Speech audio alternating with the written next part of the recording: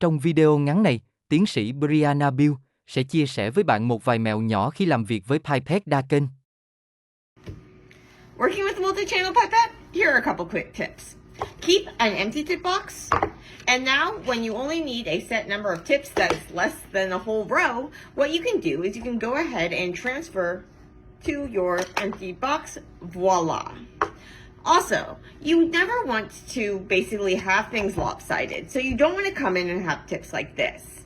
Instead, if you have tips where you have a number that's less than the total, and it's not like 7, so there's just 1 left over, what you want to do is you want to strategically align it so that those are in the center.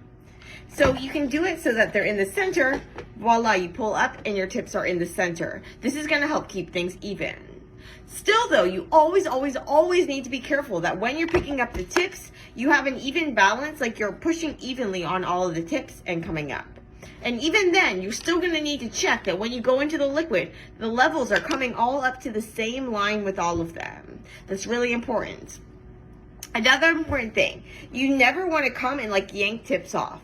If you need a smaller amount, then go ahead and kind of strategically place your tips, as many as you need, and go ahead and do things that way so that now you can come and you can take them in the middle and just get what you need. Sometimes it's a game of like Legos. You just say you need 7 tips or 6 tips. So I come and I take my 8 tips away, and then I take the tips from the other side so that those 6 tips are in the middle. Now I can come and I can take my pipette, evenly press down, get these all even. Now come to my liquid, pull up, make sure the levels are level, and voila. And if you're still having problems with it not being even, try to go up and down a few times and see if you can even them out. If not, you might have to kind of adjust the tips. Sometimes it's just easier to just get a fresh row. And it's really important though that you make sure all the levels are level.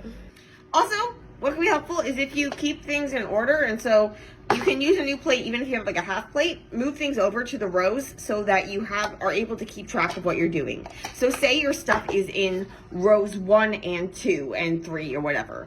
So I would go and say I needed a full row. I would make it so I have a full row in 1 and 2 and 3. So that when I go, I can keep track of what I measure. Yeah, and try not to spill them like this.